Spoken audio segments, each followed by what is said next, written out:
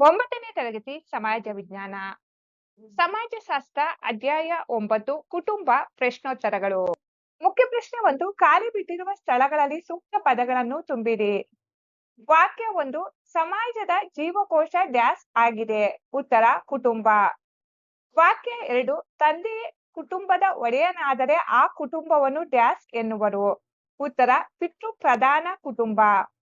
ತಂದೆಯೇ ಕುಟುಂಬದ ಒಡೆಯನಾದರೆ ಆ ಕುಟುಂಬವನ್ನು ಪಿತೃ ಪ್ರಧಾನ ಕುಟುಂಬ ಎನ್ನುವರು. 3, ಕೇರಳದ ಮಲಬಾರ್ ನಯರ್ಗಳಲ್ಲಿ ಡ್ಯಾಶ್ ಕುಟುಂಬ ಕಂಡುಬರುತ್ತದೆ. ಉತ್ತರ ಮಾತೃ ಪ್ರಧಾನ. ಕೇರಳದ ಮಲಬಾರ್ ನಾಯರ್ಗಳಲ್ಲಿ ಮಾತೃ ಪ್ರಧಾನ ಕುಟುಂಬ ಕಂಡುಬರುತ್ತದೆ. ಮುಖ್ಯ ಪ್ರಶ್ನೆ 2, ಈ ಕೆಳಗಿನ ಪ್ರಶ್ನೆಗಳಿಗೆ ಉತ್ತರಿಸಿ. ಪ್ರಶ್ನೆ 4, ಕುಟುಂಬ ಸಮಾಜದ ಘಟಕ ಹೇಗೆ? ಉತ್ತರ ಕುಟುಂಬ ಸಮಾಜದ ಒಂದು ಜೀವಕೋಶ ಇದ್ದಂತೆ. ಕುಟುಂಬಗಳಿಂದಲೇ ನೆರೆಹೊರೆ, ಗ್ರಾಮ ಮತ್ತು ರಾಷ್ಟ್ರಗಳು ನಿರ್ಮಾಣವಾಗುತ್ತವೆ. ಸಮಾಜದ ಸಂಪ್ರದಾಯ, ನೈತಿಕ ನಿಯಮಗಳು ಮತ್ತು ಒಳ್ಳೆಯ ವರ್ತನೆಗಳನ್ನು ಕುಟುಂಬವೇ ಕಲಿಸಿ ನಿಯಂತ್ರಿಸುವುದರಿಂದ ಕುಟುಂಬ ಸಮಾಜದ ಮುಖ್ಯ ಘಟಕವಾಗಿದೆ. ಪ್ರಶ್ನೆ 5, ಕುಟುಂಬದ ಪ್ರಕಾರಗಳನ್ನು ತಿಳಿಸಿ. ಉತ್ತರ ಕುಟುಂಬವನ್ನು ಪ್ರಮುಖವಾಗಿ ಈ ಕೆಳಗಿನಂತೆ ವರ್ಗೀಕರಿಸಬಹುದು. ಅಧಿಕಾರದ ಆಧಾರದ ಮೇಲೆ 1, ಪಿತೃ ಪ್ರಧಾನ ಕುಟುಂಬ, ತಂದೆಯೇ ಒಡೆಯ. 2, ಮಾತೃ ಪ್ರಧಾನ ಕುಟುಂಬ, ತಾಯಿಯೇ ಒಡತಿ. ಗಾತ್ರದ ಆಧಾರದ ಮೇಲೆ 1, ಕೇಂದ್ರ ಕುಟುಂಬ ಅಥವಾ ವಿಭಕ್ತ ಕುಟುಂಬ, ತಂದೆ ತಾಯಿ ಮತ್ತು ಅವಿವಾಹಿತ ಮಕ್ಕಳಿರುವ ಸಣ್ಣ ಕುಟುಂಬ. 2, ಅವಿಭಕ್ತ ಕುಟುಂಬ, ಹಲವಾರು ತಲೆಮಾರುಗಳ ರಕ್ತ ಸಂಬಂಧಿಗಳು ಒಟ್ಟಿಗೆ ಬಾಳುವ ದೊಡ್ಡ ಕುಟುಂಬ. ಪ್ರಶ್ನೆ 6, ಅವಿಭಕ್ತ ಕುಟುಂಬ ಎಂದರೇನು? ಉತ್ತರ ಎರಡಕ್ಕಿಂತ ಹೆಚ್ಚು ತಲೆಮಾರಿನ, ಅಂದರೆ ತಂದೆ ತಾಯಿ ಮಕ್ಕಳು ಮತ್ತು ಮೊಮ್ಮಕ್ಕಳಿಂದ ಕೂಡಿದ ರಕ್ತ ಸಂಬಂಧಿಗಳ ಕುಟುಂಬಕ್ಕೆ ಅವಿಭಕ್ತ ಕುಟುಂಬ ಎನ್ನುವರು. ಪ್ರಶ್ನೆ 7, ಕೇಂದ್ರ ಕುಟುಂಬ ಎಂದರೇನು? ಉತ್ತರ ತಂದೆ ತಾಯಿ ಮತ್ತು ಅವರ ಅವಿವಾಹಿತ ಮಕ್ಕಳು ಮಾತ್ರ ಸದಸ್ಯರಾಗಿರುವ ಕುಟುಂಬವನ್ನು ಕೇಂದ್ರ ಕುಟುಂಬ ಎಂಬುದಾಗಿ ಕರೆಯುತ್ತೇವೆ. ಪ್ರಶ್ನೆ 8, ಕುಟುಂಬದ ಲಕ್ಷಣಗಳೇನು? ಉತ್ತರ ಕುಟುಂಬದ ಲಕ್ಷಣಗಳೆಂದರೆ ಕುಟುಂಬವು ಸಾರ್ವತ್ರಿಕವಾಗಿದೆ. ಸಮಾಜದ ಎಲ್ಲ ವಸ್ತುಗಳು ಕೇಂದ್ರವಾಗಿದೆ. ಕುಟುಂಬಗಳಿಂದಲೇ ನೆರೆಹೊರೆ, ಗ್ರಾಮ, ನಗರ, ರಾಷ್ಟ್ರ ನಿರ್ಮಾಣಗೊಂಡಿದೆ. ಕುಟುಂಬವು ಸಾಮಾಜಿಕ ಹೊಣೆಗಾರಿಕೆಯನ್ನು ತಿಳಿಸುತ್ತದೆ.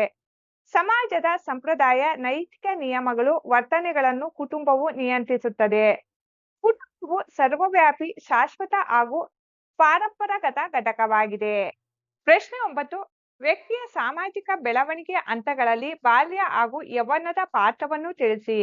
ಉತ್ತರ ಮಾತೃಭಾಷೆಯನ್ನು ಮಗು ಮೊದಲು ತಿಳಿಯುವುದಲ್ಲದೆ ಮೂಲ ಸಾಮಾಜಿಕ ವಿಚಾರಗಳನ್ನು ತಿಳಿಯುತ್ತದೆ.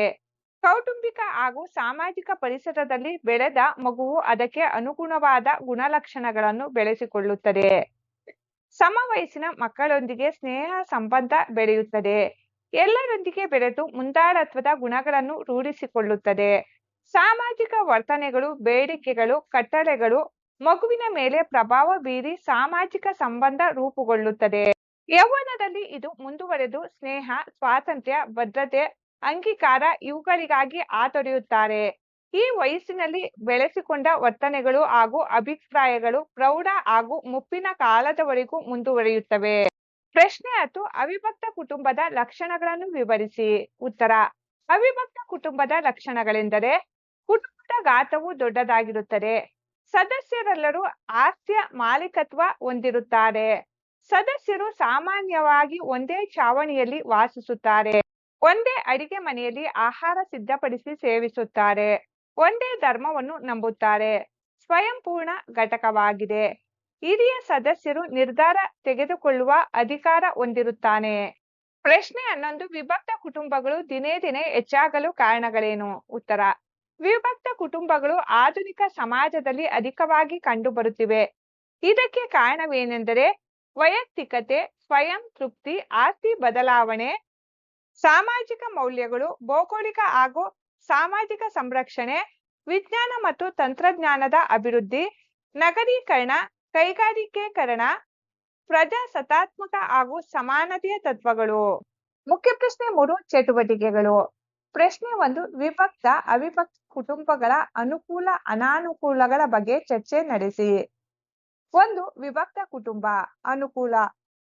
ವಿಭಕ್ತ ಕುಟುಂಬದಲ್ಲಿ ಸದಸ್ಯರಿಗೆ ಹೆಚ್ಚಿನ ಸ್ವಾತಂತ್ರ್ಯ ಹಾಗೂ ವೈಯಕ್ತಿಕ ಗೌಪ್ಯತೆ ಸಿಗುತ್ತದೆ ಹಾಗೂ ಆರ್ಥಿಕ ಹೊರೆಯನ್ನು ನಿಭಾಯಿಸುವುದು ಸುಲಭವಾಗುತ್ತದೆ. ಅನಾನುಕೂಲ: ಕಷ್ಟದ ಸಮಯದಲ್ಲಿ ತಕ್ಷಣಕ್ಕೆ ಸಹಾಯ ಮಾಡಲು ಯಾರೂ ಇರುವುದಿಲ್ಲ ಮತ್ತು ಸಣ್ಣ ವಯಸ್ಸಿನ ಮಕ್ಕಳಿಗೆ ಹಿರಿಯರ ಪ್ರೀತಿ ಮಾರ್ಗದರ್ಶನ ಸಿಗದೆ ಏಕಾಂಗಿತನ ಕಾಡಬಹುದು. 2. ಅವಿಭಕ್ತ ಕುಟುಂಬ. ಅನುಕೂಲ: ಕುಟುಂಬದ ಸದಸ್ಯರಲ್ಲಿ ಒಗ್ಗಟ್ಟು ಮತ್ತು ಪರಸ್ಪರ ಸಹಕಾರದ ಭಾವನೆ ಬೆಳೆಯುತ್ತದೆ ಹಾಗೂ ಕಷ್ಟ ಕಾಲದಲ್ಲಿ ಇಡೀ ಕುಟುಂಬ ಬೆಂಬಲವಾಗಿ ನಿಲ್ಲುತ್ತದೆ. ಅನಾನುಕೂಲ: ಸದಸ್ಯರ ಸಂಖ್ಯೆ ಹೆಚ್ಚಿರುವುದರಿಂದ ವೈಯಕ್ತಿಕ ಸ್ವಾತಂತ್ರ್ಯ ಕಡಿಮೆ ಇರುತ್ತದೆ ಮತ್ತು ಸಣ್ಣ ಪುಟ್ಟ ವಿಷಯಗಳಿಗೂ ಜಗಳ ಅಥವಾ ಭಿನ್ನಾಭಿಪ್ರಾಯಗಳು ಮೂಡುವ ಸಾಧ್ಯತೆ ಇರುತ್ತದೆ. ಪ್ರಶ್ನೆ 2. ಆದಿವಾಸಿ ಸಮುದಾಯಗಳ ಕುಟುಂಬ ವ್ಯವಸ್ಥೆಯನ್ನು ತಿಳಿಯಲು ಆದಿವಾಸಿಗಳು ವಾಸಿಸುವ ಸ್ಥಳಗಳಿಗೆ ಭೇಟಿ ನೀಡಿ. ಉತ್ತರ: ನಾವು ನಮ್ಮ ಸಮೀಪದ ಆದಿವಾಸಿ ಸಮುದಾಯದ ವಸತಿ ಪ್ರದೇಶಕ್ಕೆ ಭೇಟಿ ನೀಡಿದೆವು. ಅಲ್ಲಿ ಕುಟುಂಬ ವ್ಯವಸ್ಥೆಯು ತುಂಬಾ ಸರಳ ಮತ್ತು ಪ್ರಕೃತಿಗೆ ಹತ್ತಿರವಾಗಿತ್ತು. ಮನೆಗಳು ನೈಸರ್ಗಿಕ ವಸ್ತುಗಳಿಂದ ಅಂದರೆ ಬಿದಿರು, ಮಣ್ಣು, ಹುಲ್ಲು ಕಟ್ಟಲ್ಪಟ್ಟಿದ್ದವು. ಆ ಕುಟುಂಬಗಳಲ್ಲಿ ಪರಸ್ಪರ ಸಹಕಾರ ಮತ್ತು ಹಂಚಿಕೊಂಡು ತಿನ್ನುವ ಅದ್ಭುತ ಗುಣವನ್ನು ನಾವು ಕಂಡೆವು. ಆಧುನಿಕ ಪ್ರಪಂಚದ ಆಡಂಬರವಿಲ್ಲದೆ ತಮ್ಮದೇ ಆದ ಸಾಂಪ್ರದಾಯಿಕ ಕಲೆ, ನೃತ್ಯ ಮತ್ತು ನಂಬಿಕೆಗಳೊಂದಿಗೆ ಅವರು ನೆಮ್ಮದಿಯ ಜೀವನ ನಡೆಸುತ್ತಿರುವುದು ನಮಗೆ ತಿಳಿಯಿತು. ಮುಖ್ಯ ಪ್ರಶ್ನೆ 4. ಯೋಜನೆಗಳು. 1. ಮಾತೃ ಪ್ರಧಾನ, ಪಿತೃ ಪ್ರಧಾನ ಕುಟುಂಬ ಪದ್ಧತಿಯ ಬಗ್ಗೆ ಹೆಚ್ಚಿನ ಮಾಹಿತಿ ಸಂಗ್ರಹಿಸಿರಿ. ಮಾತೃ ಪ್ರಧಾನ ಕುಟುಂಬ ಪದ್ಧತಿಯಲ್ಲಿ ತಾಯಿಯೇ ಕುಟುಂಬದ ಮುಖ್ಯಸ್ಥೆ ಆಗಿದ್ದು, ಆಸ್ತಿ ಹಕ್ಕು ಮತ್ತು ವಂಶದ ಹೆಸರು ತಾಯಿಯಿಂದ ಮಗಳಿಗೆ ವರ್ಗಾಯಿಸಲ್ಪಡುತ್ತದೆ. ಉದಾಹರಣೆಗೆ ಮೇಘಾಲಯದ ಖಾಸಿ ಬುಡಕಟ್ಟು ಮತ್ತು ಕೇರಳದ ನಯರ್ ಸಮುದಾಯಗಳಲ್ಲಿ ಇದು ಕಂಡುಬರುತ್ತಿತ್ತು. ಪಿತೃ ಪ್ರಧಾನ ಕುಟುಂಬ ಪದ್ಧತಿಯಲ್ಲಿ ತಂದೆಯೇ ಕುಟುಂಬದ ಸರ್ವೋಚ್ಚ ಮುಖ್ಯಸ್ಥನಾಗಿದ್ದು, ಎಲ್ಲಾ ಪ್ರಮುಖ ನಿರ್ಧಾರಗಳನ್ನು ಅವನೇ ತೆಗೆದುಕೊಳ್ಳುತ್ತಾನೆ. ಈ ಪದ್ಧತಿಯಲ್ಲಿ ಆಸ್ತಿ ಹಕ್ಕು ಮತ್ತು ವಂಶದ ಹೆಸರು ತಂದೆಯಿಂದ ಮಗನಿಗೆ ಸಾಗುತ್ತದೆ ಹಾಗೂ ಮದುವೆಯ ನಂತರ ಹೆಣ್ಣು ಮಕ್ಕಳು ಗಂಡನ ಮನೆಗೆ ಹೋಗಿ ನೆಲೆಸುತ್ತಾಳೆ. ಪ್ರಸ್ತುತ ಜಗತ್ತಿನಲ್ಲಿ ಮತ್ತು ನಮ್ಮ ಭಾರತ ಬಹುತೇಕ ಸಮಾಜಗಳಲ್ಲಿ ಪಿತೃ ಪ್ರಧಾನ ಕುಟುಂಬ ಪದ್ಧತಿಯೇ ಹೆಚ್ಚಾಗಿ ರೂಢಿಯಲ್ಲಿದೆ.